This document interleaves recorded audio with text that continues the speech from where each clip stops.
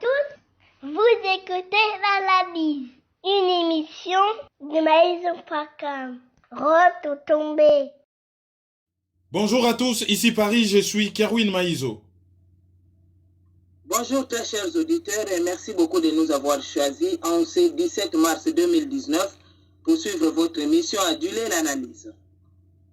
Au sommaire, le président de la République démocratique du Congo, M. Félix Tshisekedi, était à Nairobi au Kenya où il a rencontré le président français Emmanuel Macron. Analyse et commentaires dans cette édition. C'est notre page de divers qui va boucler l'analyse d'aujourd'hui. Bonjour Kéron. Bonjour Sa Majesté la Reine des Ondes, bonjour à tous. Avant de kota na mozindo à sujet na biso, tokolinga to souhaiter une joyeuse fête ya Saint-Patrick na batu oyo nyonso baza na côté ya Irlande na ba oyo nyonso bazali na ba lien na communauté irlandaise na monde entier. Et surtout baza mingi na États-Unis parce que na États-Unis il y a une très grande communauté irlandaise oyo bakimaka nzala. Nzala moko kotaka na Irlande ke mbala ekomaka terrible na koluka bakima nzala na États-Unis. Ba italien bakima mpiaka na Europe bakena na États-Unis. Immigration saka likambo ba noir te. L'homme recherche toujours le mieux-être, le mieux vivre. Ce qui place Moutazali Zikimoto azana tendance ya que ne koluka bonheur ailleurs.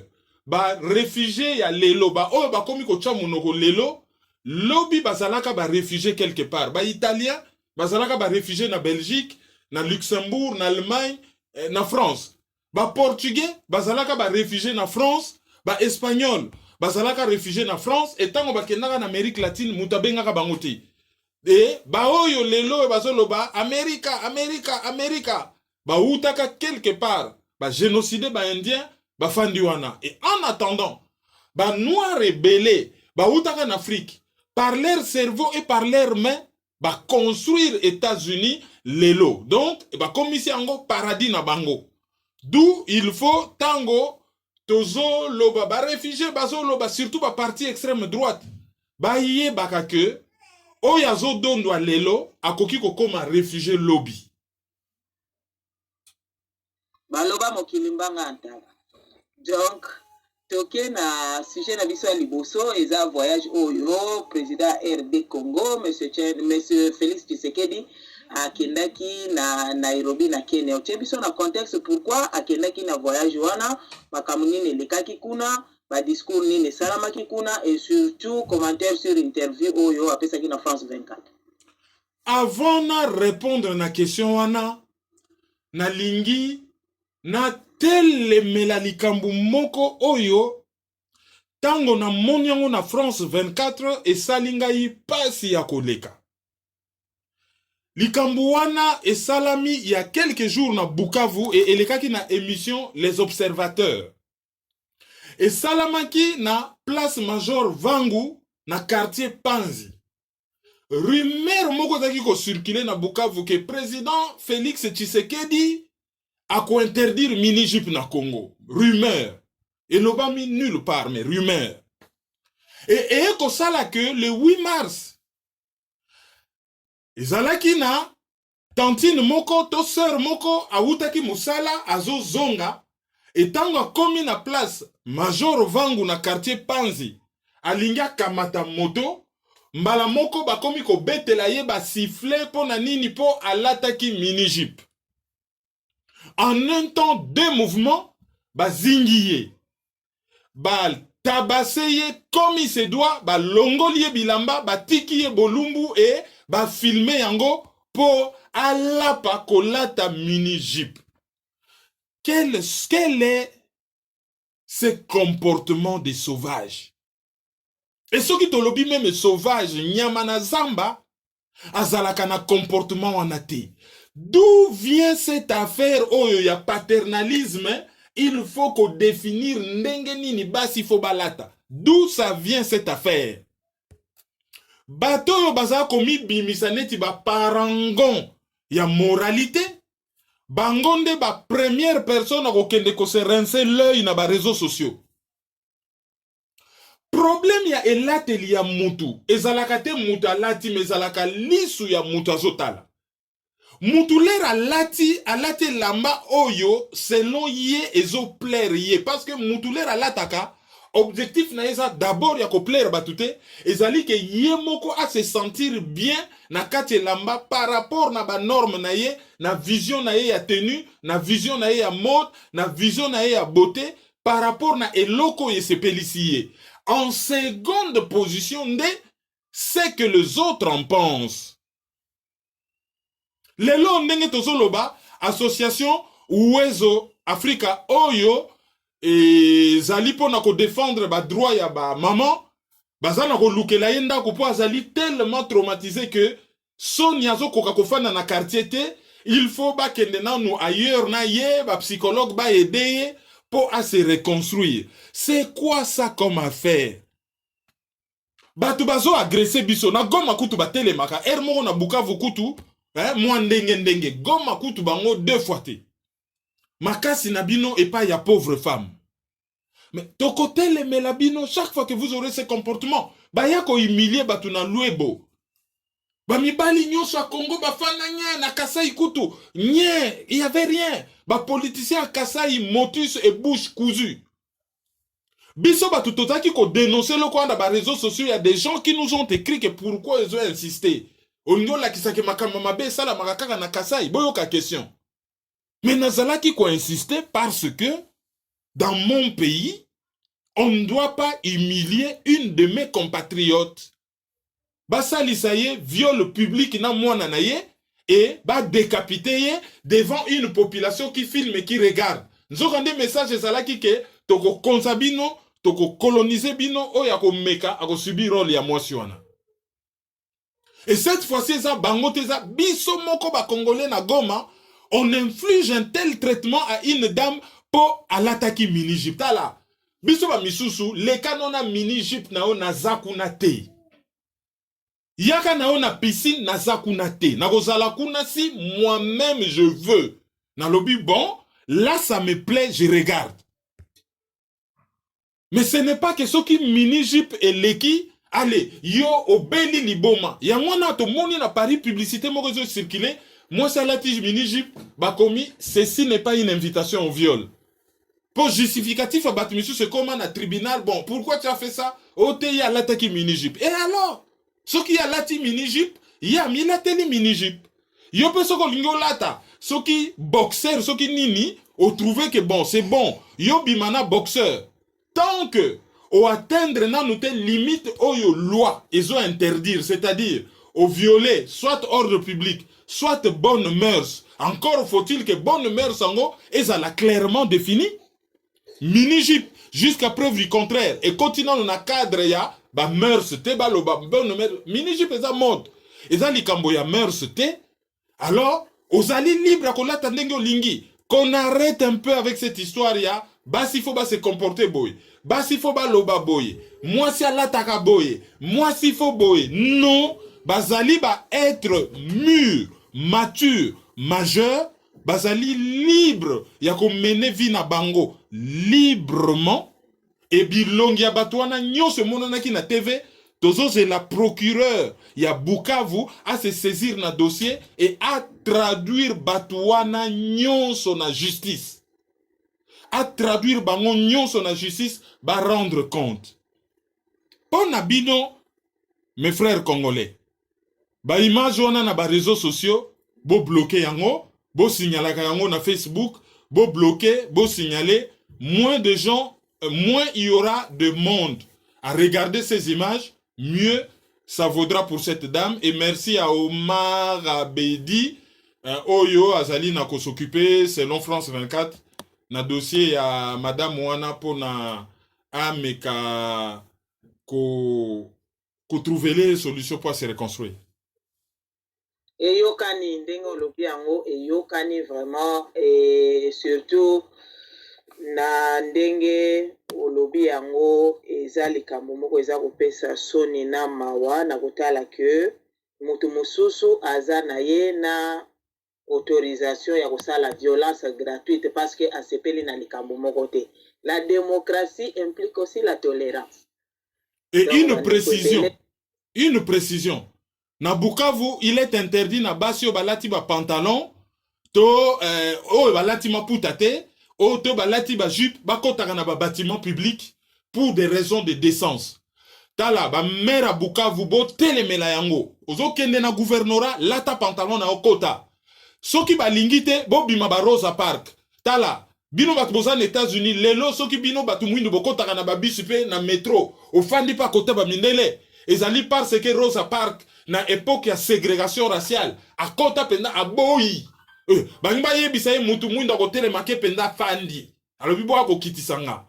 Et yinda révolte ti loi et kozwama discrimination na ba bus et si la États-Unis à partir ya mama wana pona bino batboza na Paris soko zui ligne ya tram oya sike utaka porte de la Chapelle et kendaka pont de Garigliano boko remarqué eza na station moko Rosa Park et puis arrêt ya sika ba créer na RRE oye utaka Hoffman Saint-Lazare et kendaka vers ba Shell Gournay et tout ça. Au mona après, je crois avant porte de Pantin, au mona station Rosa Park. Bato baye bagate Rosa Park ezali maman oyo a telemela mindele na likambo aux États-Unis ke mutu mwindu akoki ko fanda na bisi te soki mindele baza na bafandi. Soko koti fo zala ko telema. Ye penda uti musala soki infirmier so alembia fandi nanko. E yinda pe grève bimi mboka mobimba ti loi ezwami États-Unis mobimba plus de discrimination na bus. Soko na Bukavu, lata ndenge lingi kende na bureau ya gouverneur, comme ça ba bengana yo. Et surtout cette histoire, il y a kodete toujours, mibali ba déterminer ndenge ni basi fo balata, et puis eza na constitution nini que moi si fo alata boye, elamba boye za boye, elamba boye za boye. En tout cas, ceux qui toyebi ko valoriser ba maman na bisote na RD Congo, nous avons encore un long chemin.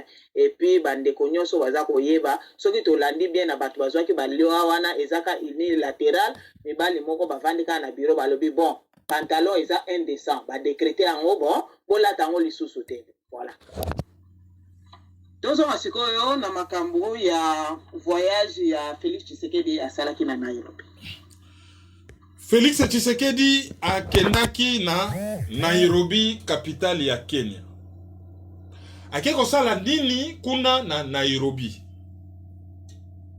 Ezo inspiré nga nzembo ya mbili ya belle na ke Nairobi na kozonga soki na dumi soki nini je ne sais pas non.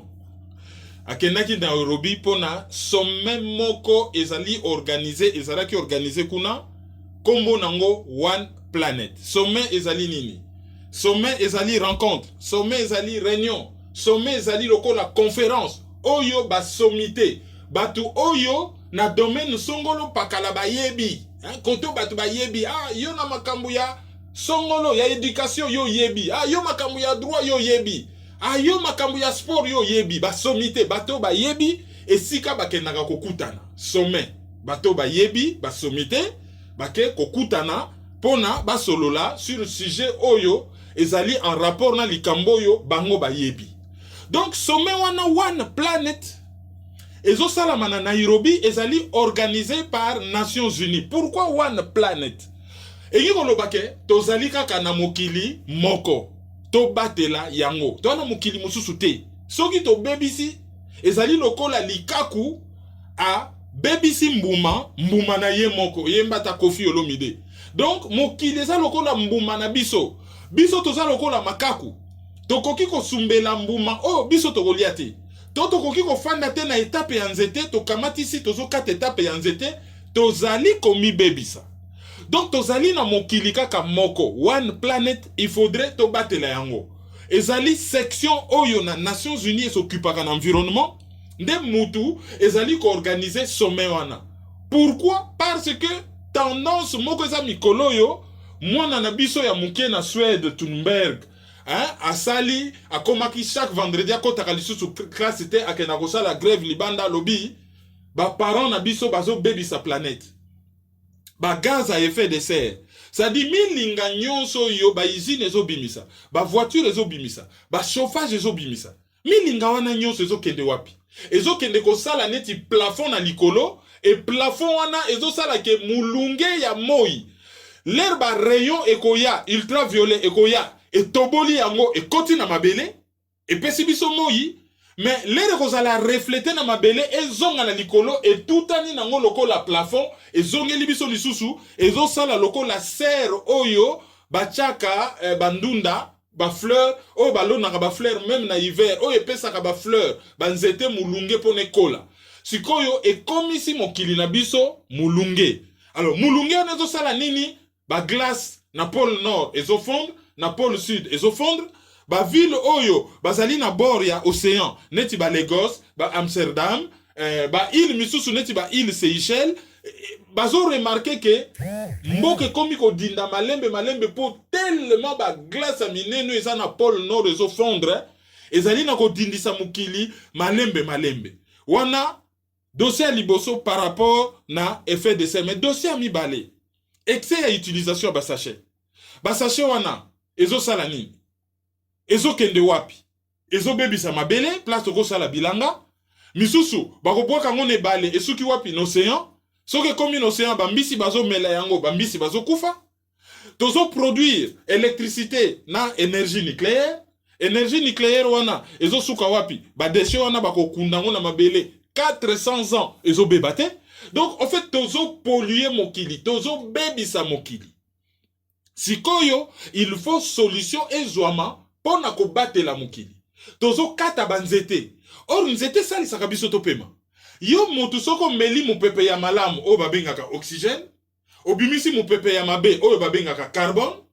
Sikoyo nzete mupepe mabe o yo bimisi carbone, nzete pona nzete mupepe nande mupepe malamu. Omona nzete sikoyo apemi carbone, azongiseli yo mupepe na ye ya mabe oxygène, yo popemi yango tozo sala bechange. Ndenge tozali boye soki mupepe tozo pema na mukili ezosila te, ezali po biso soki to meli mupepe to pemi tant to kobimisa mupepe mabe nzeta kamati mupepe mabe wana yepa meli yango azongiseli biso mupepe malamu tozo sala na échange. Tango tozo silisa banzete tozo boma mukili na biso yango na tango batu bazwi conscience que mukili kala batu bazalaka 2 milliards 3 milliards awa to komi 6 milliards mukili okaka moko yeko kolesa batu 6 milliards te so tozo continuer kaka boye. Il faut to kamata ba mesure to batela mukili to yeba ko recycler mulangi oleko kamata zelo sali mulangi omeli masango bwaki na poubelle otambi kaka mulangi oyo melelaki masanga ozongisa yango na izi basokoli yango bastekeli lisusu masanga to balambi yango mbala mibale olie kaka bakendaka kozwaka biloko asika kokata banzete mpona kosala bapapier eloko ni ezozanga kaka bapapier akala barécupere yango balambi yango lisusu na izine basali bapapier olebo kata banzete. Voilà nyonso wana babenga yango na mukuse écologie. Makambo etali ndenge nini kobatela environ esika tofandi ndenge nini kobatela mokili oyo tofandi na yango. Donc environnement na biso oyo ezali kozinga biso. Science oyo ezali koyekola nini tokoki kosala pona kobatela nature, pona kobatela bikelamo ya Nzambe ezali écologie. Alors na cadre wana section ya environnement ya Nations Unies nde ba organisaki réunion wana One Planet oyo bomona ki batebele bazalaki kokende kuna bake kokufa na avion ya Ethiopian Airways bazalaki kokende réunion oyo Félix Tshisekedi akendaki. Zalaki important to souligner pourquoi akendaki kuna ba chef de l'état ebele bakendaki et mbala oyo batu oyo bazalaki à la pointe na organisation wana pays oyo ezali koyamba ezali Kenya et pays oyo etiaki vraiment maboko kolekake yango salama comme il se doit ezalaki France. Yango na bozomona batu mibale bilongi na bango ezobima koleka ezali président ya Kenya ye mutazo yamba et président ya France oyo azalaki parmi batu oyo balambaki yango esalama ndenge esalami. Et Félix Tshisekedi akekuna.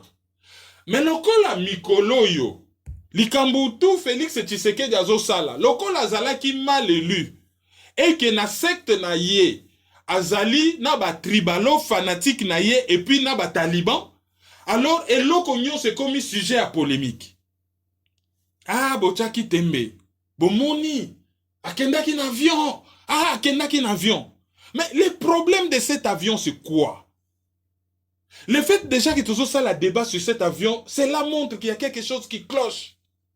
Soko komi président ya Congo, président ya Kala, c'est bon. Atike liyo avion, ake ko pe man affaire menaye, et puis atike yo kimia. Mais ce qui président ya Kala a son mot à dire sur l'avion présidentiel, il y a un souci. Il y a un souci. Première fois, avion ezalaki a yete. Ba moni Joseph Kabila en avion, ye ba moni en avion ko loué. Or ye muta auto bimande muti fallait ka louer avion. Oyo elati caché ya mboka. Bache yango penda caché Democratic Republic of Congo. Yangonde lati caché ya mboka. Yangonde il fallait que ça n'allait pas ya mutu. Oh ya fande lingwende. Alors le problème ce n'est pas Kabila a l'avion ou pas. Le problème c'est que cette capacité oyo Kabila zanango yako décider sur cet avion là. Awa kamere to kolobela akena Kigali, tout va bien avec leur patron Kagame, aye kozonga bon. Lokola yebi ki akosala bango ya minene côté sénateur bon. Boti qu'elle a avion voyager bon, hein, boti qu'elle mbalo. Abima, il y a pas de problème. C'est au fait ça l'image que ça donne. Je parle de l'image. Ça ne donne pas l'image d'un président. Oyo, azali na imperium, azali na pouvoir, il dispose de l'avion présidentiel. Lokola, un des attributs, il y a fonction na ye.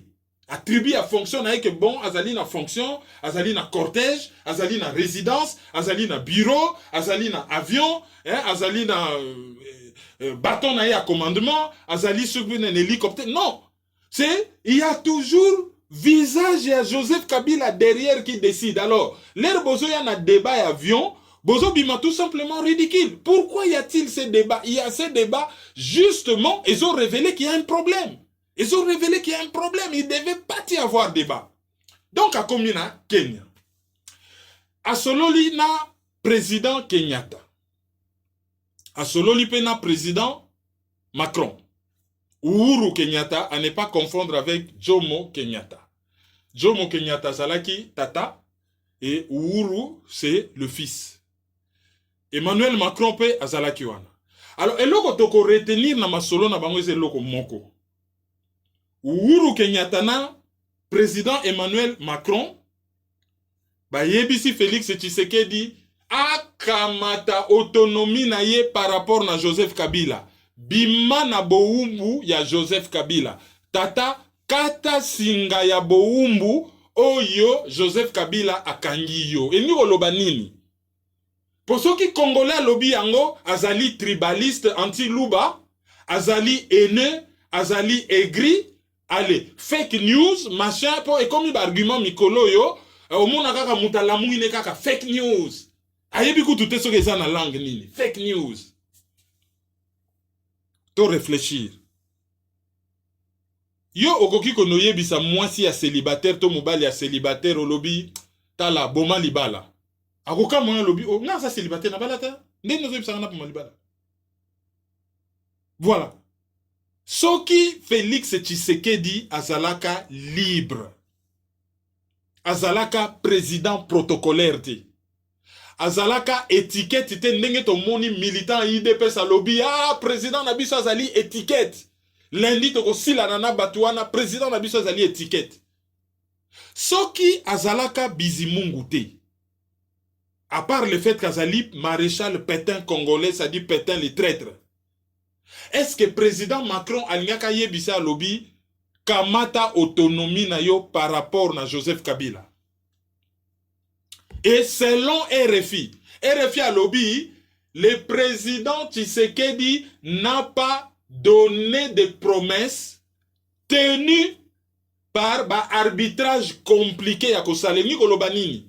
Ye mutalela ba promesse, nako bimisa ba prisonnier, nako sala boye, nako établir état de droit. Place oyo bazo yebisa ba lobby tata kata singa bima na boumbu. Wana afandi nye moyen sala ba promesse te. Parce qu'azali lié na deal na ya signaki. Ba arbitrage compliqué ko sala arbitrage par rapport à sa conscience, par rapport à un deal qu'il a signé. Oyo ba komi ko tuna ba réseau boya na deal wana. Botouna nde Félix qui publié deal. Bisote ye.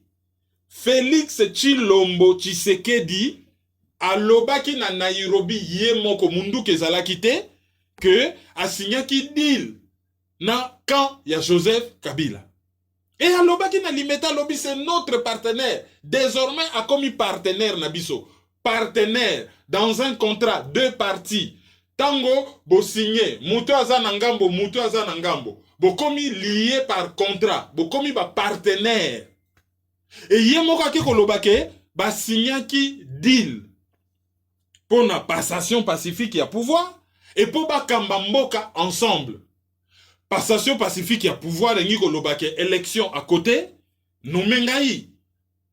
Parce que mutu oyo ayebina le résultat de l'élection te ako que no signer deal te ya passation pacifique ya pouvoir. Deal wana ezali deal ya nomination. O bazo benga passation pacifique ya pouvoir. Passation pacifique et civilisée. Et le bata Eric Moulala zo bengango passation civilisée. Donc syphilis. Deal ya trahison bakoki ko bengango te o deal moko civilisé. Civilisation, civilisé bon moto. Wana eza deal ya bon moto te ezali deal moko mafieux et azali tenu par ce deal. Alors, eloko ekoki ko déranger ezali président Macron ayebi yango qui n'a aucun pouvoir pieds et mains liés. Il fallait ayebisa ya lobby bon. Est-ce que papa, vous allez prêt à kokata singawana ya mabe oyo salia que de signer deal contre mboka na yo ngai na koki ko ideo na ko solo na ba américain na ko tinde la armée voilà oyo nga na koki ko sala. Les bazo tinda ye ba akata singa ba yebi ka sana moyen te mais ako kende même na liwa soka kati singawana ba misusu na ngambo bako boma ye. Mais bazo tinda ye na liwa o kende ko kata tala eza façon peut-être ko chola ye.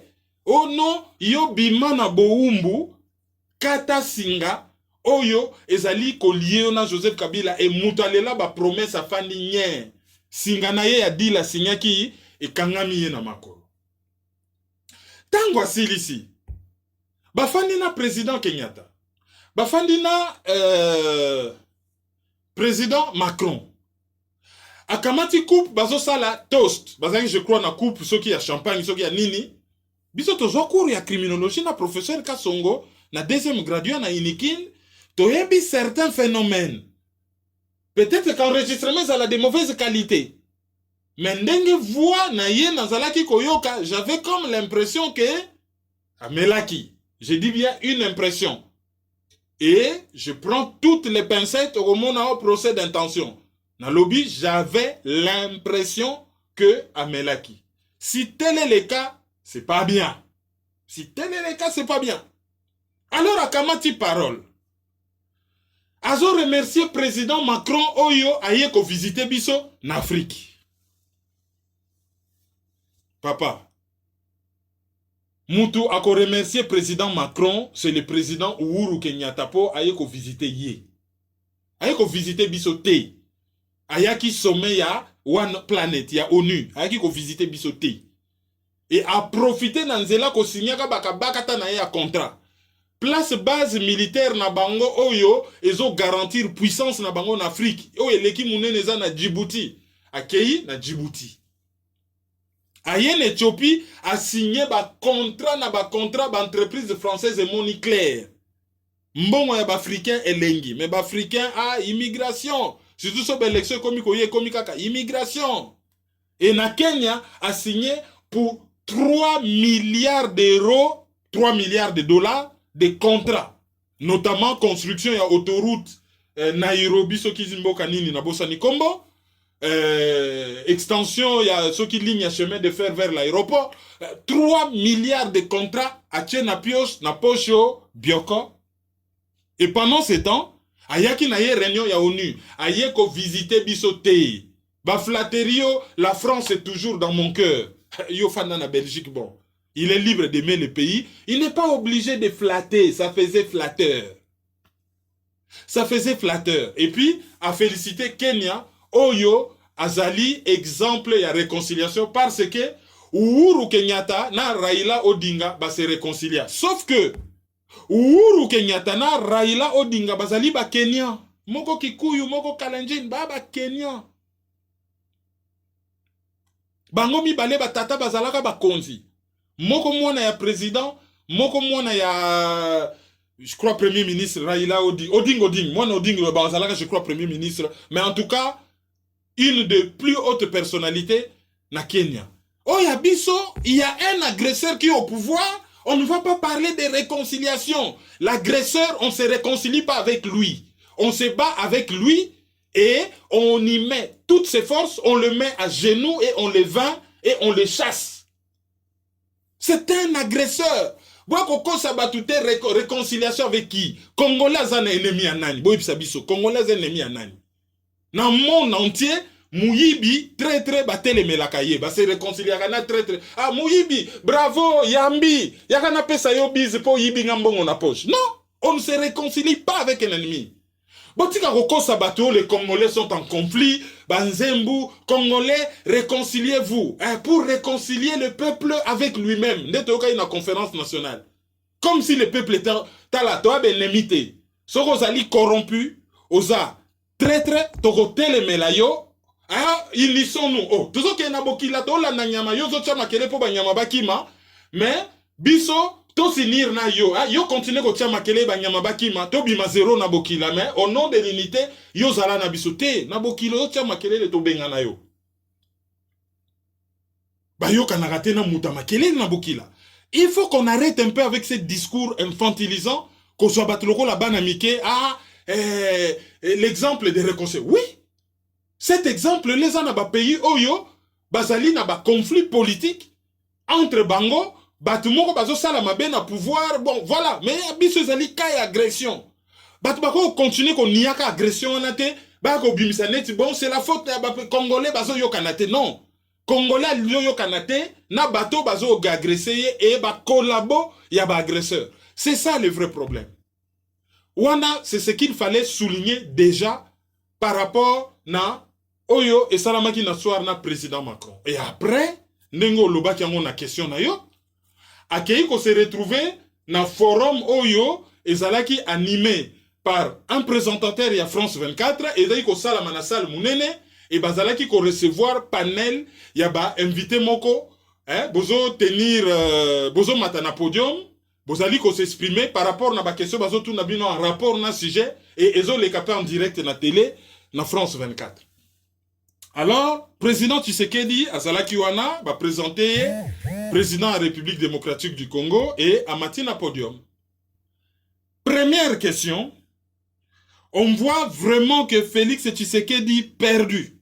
On dit bien perdu, a mal préparé ses dossiers, ne maîtrisait pas les sujets, n'avait même pas les éléments de langage. On a un des meilleurs spécialistes mondialement reconnu, Kosi Panu, Azali Waname. Il fallait qu'on benga ko préparer réunion. Tangwa kitina ba farde na ebiso tolobi loko la simbi ba farde yemoko. C'est que aventure le cacao discours atangaka ba sheo kitundu ba koti sapo yazaka ne sango yasala ka mabeta. La faute c'est toujours les autres. Soki kaka non, c'est la faute des autres. Bon. Discours wana oyo ba distribuer na salle to mona pe ba zo senga ba silisa ba sanction. Oyo, Union européenne a infligé qui ba Congolais au bazalaki qui ko violer ba droit de l'homme, l'air bazalaki ko boma ba militant entre autres ya IDPS na ba manifestation, ba kaboli discours na salle ba lobi il faut ba longola ba sanction na. Et yetango atanga sotango mais les gens avaient les discours. Oyo bango moko ba kabola ki librement. Ote, yesango, esa nango fotache au kitundu. Alors, Tolobi, lokola memi ba dossier yemoko, azobanga mes aventures. Il fait zala, a commis discours na yemoko, to, a préparé discours na ba conseiller na ye, mais a préféré qu'aussi mangona maboko pour basala même pas substitution ba papier, a commis prudent. Nzokanda metizaki na ye ba dossier te. L'herbe tout nié déjà, question à liboso sur réchauffement climatique. Le Congo, c'est un des pays les plus importants dans le monde. Le deuxième poumon de l'humanité après Amazon. Na ibisibino, ndenge ni banzete et récupérer mon pepe mabeto pemaka. Forêt équatoriale et l'équipe ya munene na monde des années au ya Brésil. Autour ya fleuve Amazon. O ya landi ya mibale, o ya Congo, autour ya fleuve Congo. Donc, tozali les pays les plus importants dans le monde pour nous sauver mon kilimba. D'autant plus que la plus grande réserve, il y a tourbière. ba découvrir yango na Congo, yango pe litaka contre ba gaz à effet de serre. Ba gaz ezo pesa mokili molunge makasi.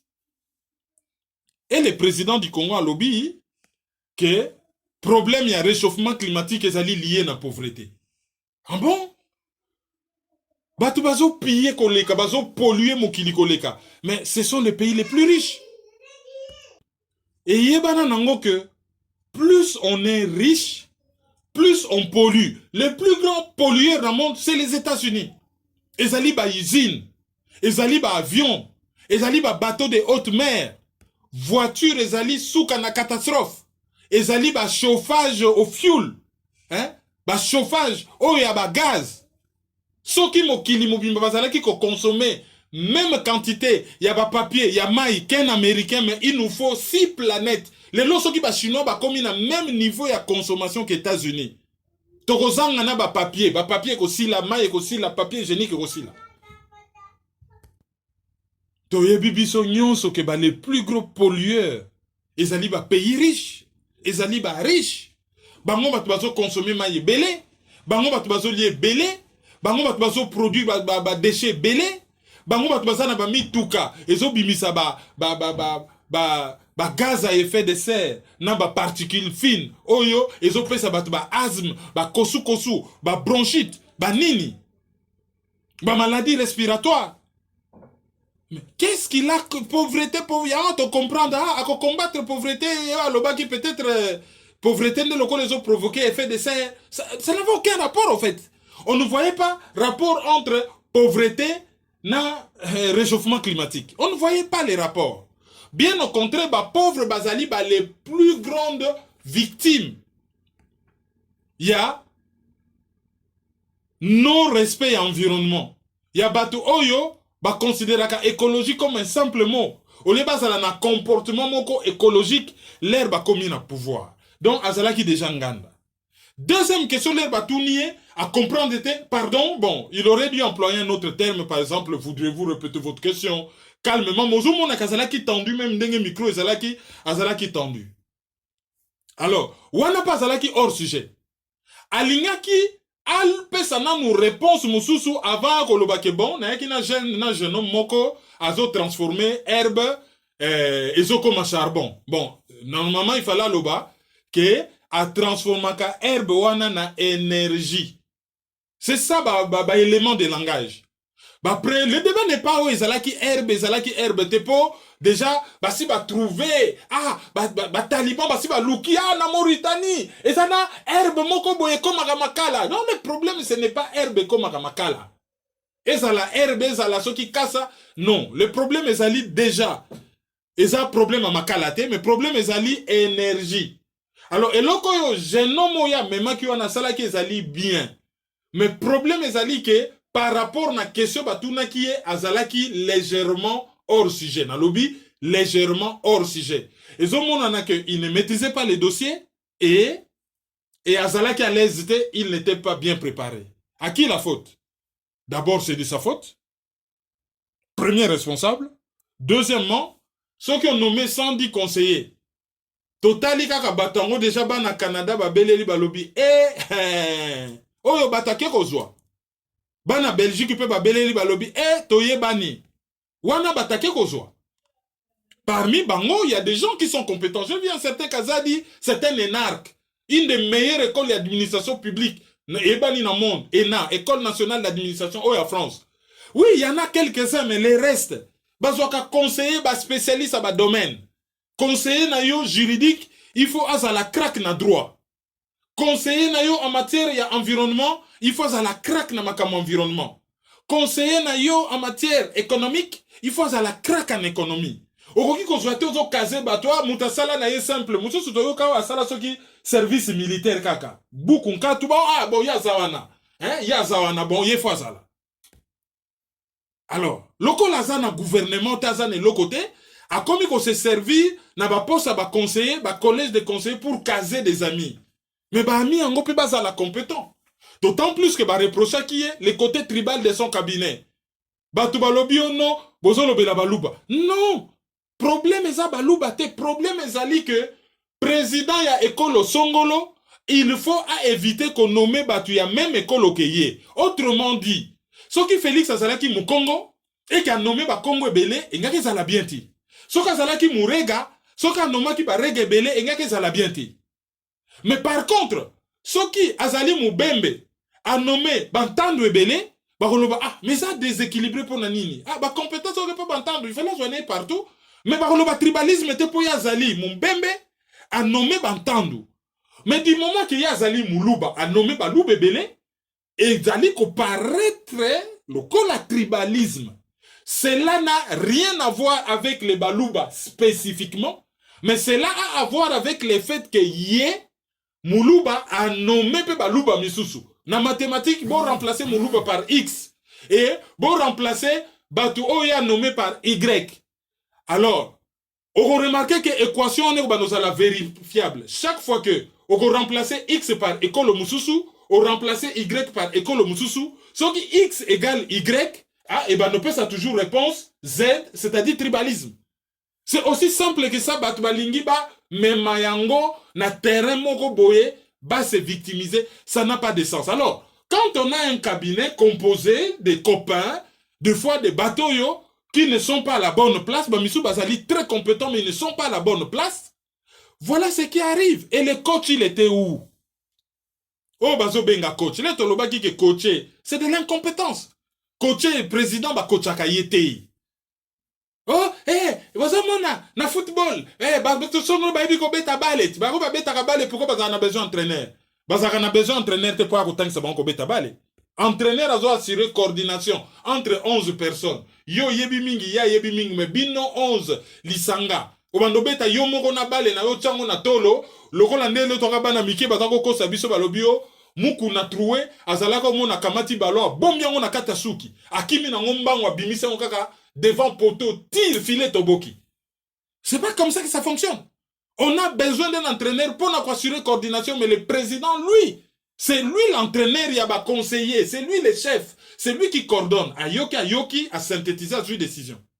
Olobinini, yo lobinini. Et côté lié, a synthétisé à une décision à seul. Azalaga na coach, tant que bazo yemba kamere coaché, bazo avoué publiquement qu'il est incompétent. Et Tokomi Komo na yango, et c'est une interview qui a dérangé beaucoup. Bah voyage wana ça se prépare. Ayeba kangote une semaine. Hein? Ayeba kango bandaka la sommet on les a prévu pendant longtemps. Les racontés na pouvoir. Bah la kisaki balobia mikolo qu'est-ce qui est à venir? Ah to ça tout de suite zo ki engagement to ke na sommet tel. OK? Et bon boyena bo ayeba ki. Donc on sent vraiment de l'impréparation et biso ba congolais to viva kango comme une humiliation et ça faisait pitié. Mais coach akenda Rwanda kenda osana. Vital Kamerhe akendaki na Rwanda ko préparer voyage à Félix Tshisekedi le 26 na Kigali.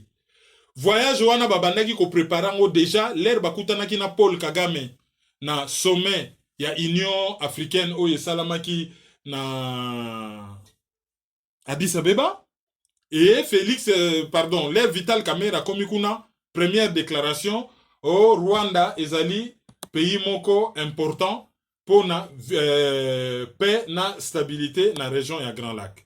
Ils ont le Kuta. Rwanda est un pays moko important. Rwanda, c'est le plus grand déstabilisateur.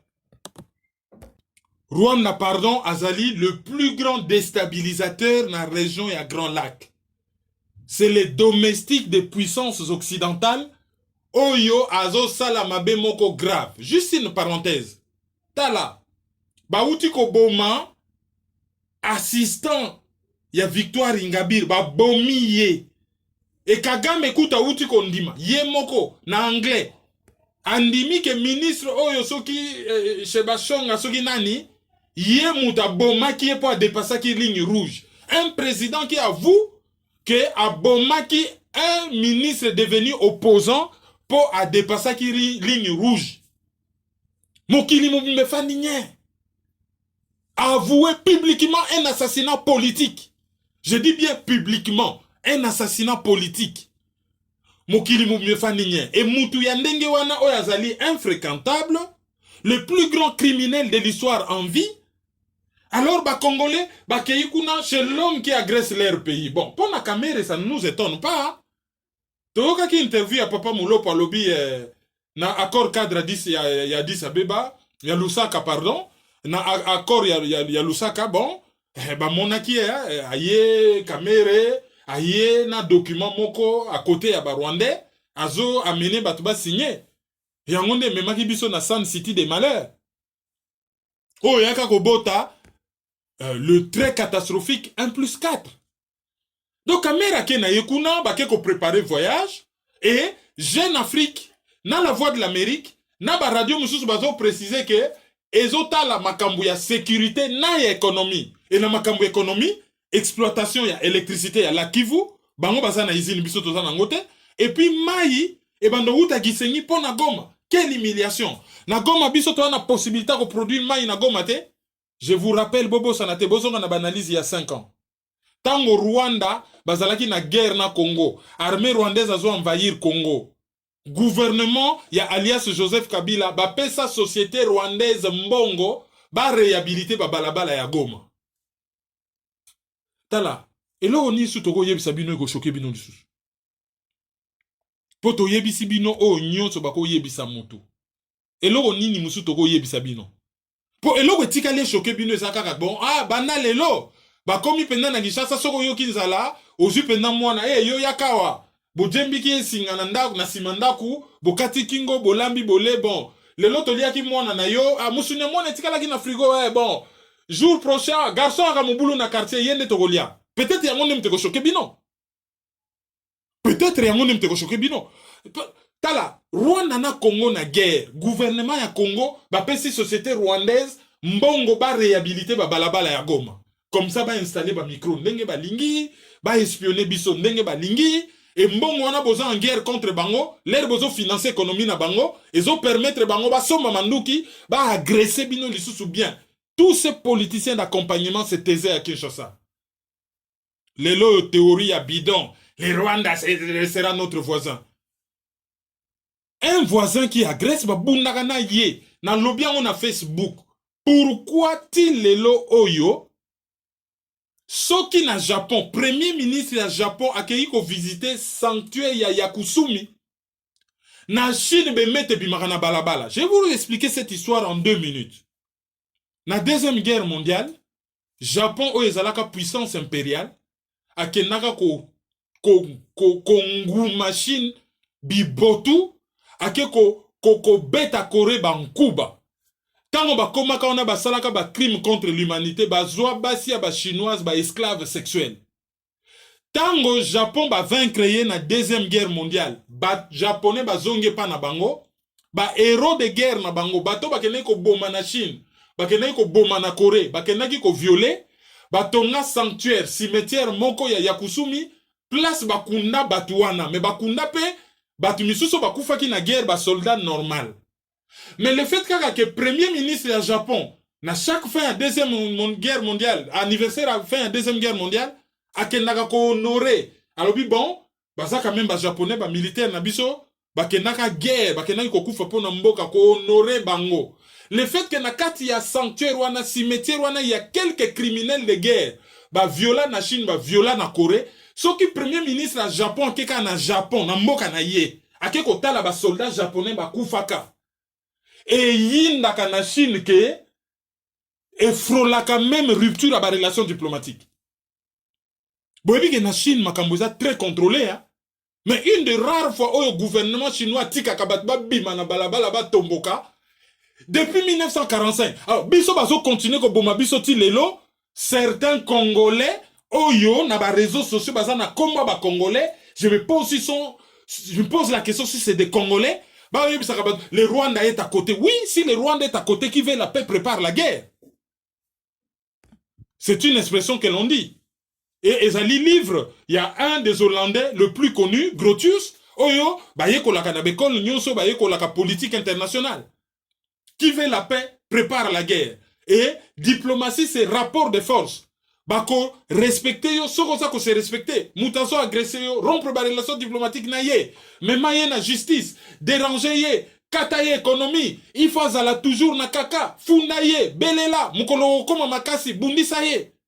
Pas aller faire des courbettes, les Rwandais restera notre voisin. Toza na bango neuf. Pourquoi il y a que celui-là qui pose problème qu'on les kabatutu?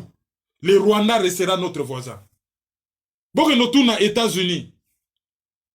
Tant au Japon a qui bombardé Pearl Harbor, ah oui, nous partageons les Pacifiques. Hein? Nous partageons les Pacifiques. Le Japon, c'est notre ami. France et Allemagne. Va vaincre Allemagne. Ba signer ce bango d'accord. Ba tubaye bakate Allemagne a futa nyongo ya deuxième guerre mondiale. Ba pays misusu kutu nyongo ane to si la mikolo. Grèce a zana débat ba futi na nou Grèce té. Et les kaki kaka, la France et l'Allemagne se sont réconciliés. Boyebi combien Allemagne a futa pour la réconciliation wana? A réparer tout. Banzelo et Boukana a réparer tout. Et puis réconciliation et Salamakina Hitler. Et Salamakina Hitler. Où y est Hitler baboma qui est? Arrêtez avec vos arguments bidons. Ceux qui boye bien l'autre côté, botika bateau ba yebi. Le Rwanda n'est pas un partenaire du Congo. Le Rwanda doit payer. Bokene Kolanda, discours, il y a Pasteur Ekofo. Monseigneur Ekofo. Bolanda, discours na ye. Oye sala qui a comme un réfugié. Bolnibo justifier l'injustifiable. Alors le 26, Félix Tshisekedi va suivre les chemins de son père. Makamaki Galione banana tatanaye. Banana les années 70. Et banana tatanaye, hein? Akenaka koleka troupe en revue, ba troupe rwandaise, ba auto bunana au Ghana na Kisangani ya leka ba troupe wana en revue. Na Kisangani ba bosanate. Et les fils, ben le 26, ben ba okende chez patron. Alors quelle réconciliation? Alias Joseph Kabila Zali, officier armée rwandaise, gouverneur ya Kigali na Kinshasa. Tango Komeli Ndongo, allez, miracle.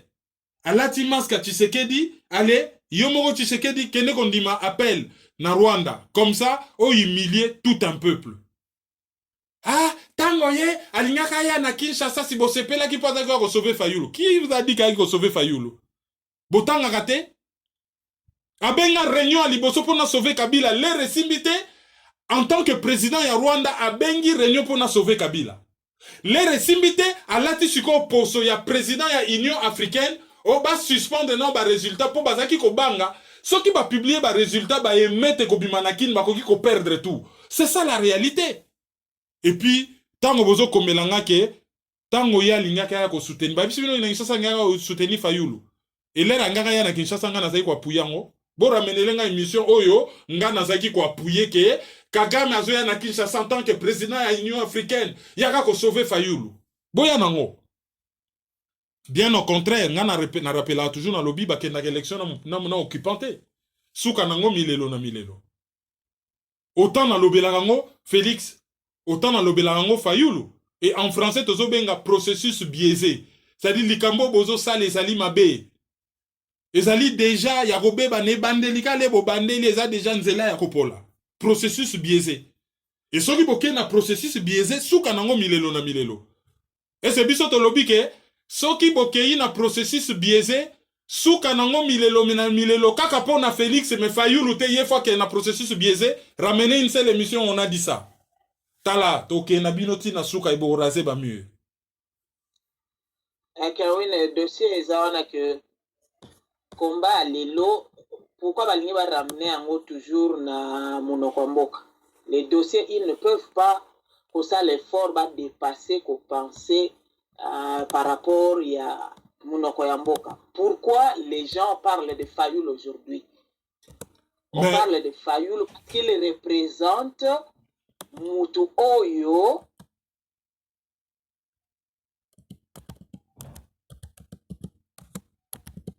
Mutu Oyo a gagné ba élection personnelle et privée. Oyo ezali réservé na famille Tshisekedi. Le problème c'est celui-là. Problème ezali présidence na primature ya Congo ezali réservé na ba Tshisekedi, na royaume ya Congo, ba Tshisekedi père et fils. Et ceux qui yo sali erreur ya koleka bango na popularité, o meki ko gagner eloko eza ya bango privé, mbala moko yo komi jaloux, aîné, aigri, tribaliste et fake newser. Que tout le monde sait. Et Zalaki Kolobamana. Tous les qui n'a pas na biso ba divers. Et zana dossier moko ezopesa pasi mingi na komona que tout le monde peut parler au nom ya IDPS, au nom ya Félix Tshisekedi, au nom ya cash communication na bango ezosala désordre. Qu'en est-il? Oui, effectivement, c'est au de communication na bango, ils ont fonctionné le roi amateur. Tout le monde peut dire tout, Moutounion, ça a droit de prendre parole, à U et à Dia et en désordre. Et local les autres fonctionnaient, local la secte, sont au tali na ba réseaux sociaux. C'est vraiment la catastrophe. Et local la ba yebi bouzo ba na bango, alors, ba service à renseignement, eux à la Congo, eux à la Rwanda, ba so profiter. Bazo koti sa venin moko na kati ya batu. Imaginez-vous ce tali comportement ya bata IDPS komani. Modèle à UDPS ezali FCC, donc PPRD. Modèle à UDPS ezali Rwanda. Modèle à UDPS ezali Palou. Modèle à UDPS ezali MLC. Ah, pona nini bino bo yibaki? Ah, bongo MLC yibaki bolobaki nini? Ah, pona nini bino bo sali bo? Ah, mutute la salaki bolobaki nini? Ah, pona nini a nommé na cabinet na ye 20%, ce qui combien de pourcents à Batou? Baoutaki na région na ye. Ah, bongo siko muzito pa salaka ngoti. Kizenga pa salaka yango. Ah, mais pona nini IDP c'est parti national comme bo. Bongo Palou siko bolobeli yango nini. Mais Palou est un modèle. MLC est un modèle. Le plus grand producteur y a ba traître na classe politique ya Congo ezalaka MLC na IDPS. MLC est un modèle. Politique ya ba occupant ezali ko détruire ba structure congolaise nyonso.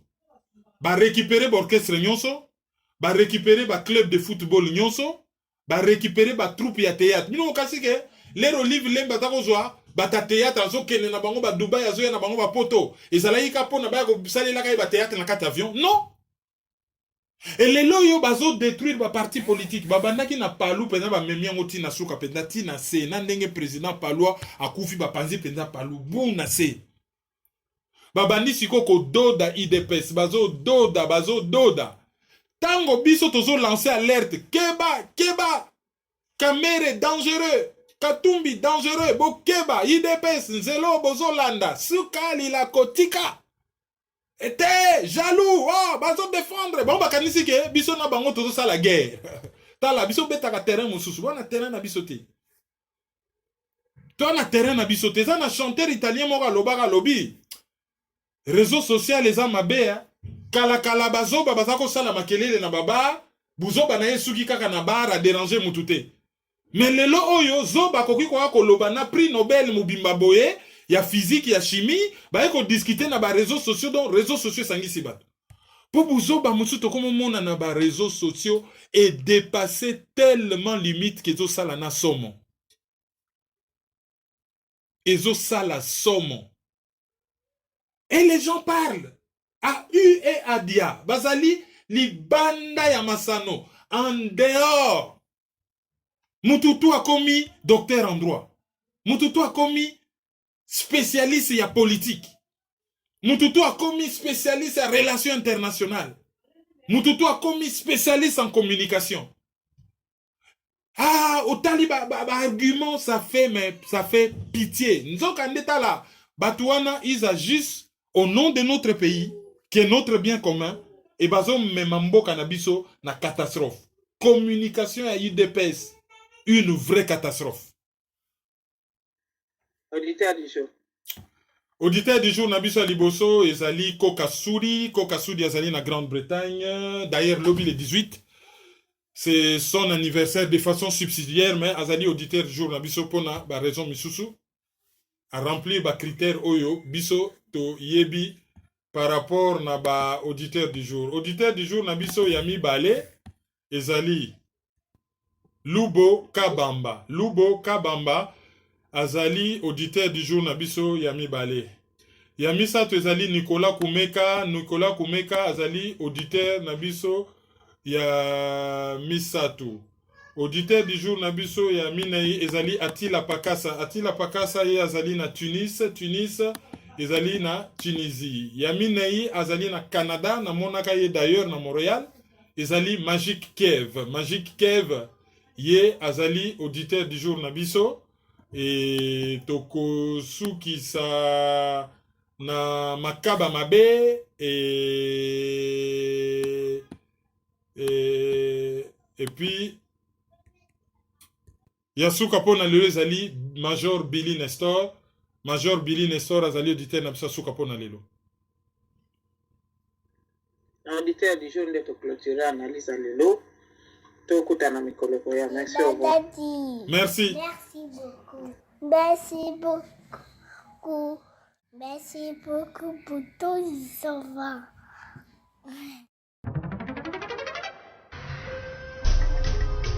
Yo, petit à petit, Kermine implique Banakin. Tout à ici, tout à par là, tout à autant. Dans les milliers qu'on foutait là. Peuple congolais. Yo, qui n'a le tout à colocataire? Où les ali colocataire? Qui n'a le tout à colocataire? Où les ali colocataire? Qui n'a le tout à colocataire? Où les ali colocataire? Qui n'a le tout à colocataire? Où les ali colocataire? Donc c'est soutenir. Il faut donc lutter pour une nouvelle société. Mais pour la lutter, il faut que ça ait arme, il y a vérité, il y a justice. Tontika le Bouddha, Tontika l'hypocrisie. Mboka ezokende na pasi, mboka ezokende na sans position, ba génération na biso ezokufa, ezokende na kokufa sans position, sans solution. Mais nous vivons dans les pays un temps de confusion, d'obscurité, de désespoir. Mais nous savons qu'au plus profond de la nuit, l'aurore pointe déjà à l'horizon. Analyse sur la liste. Bienvenue dans la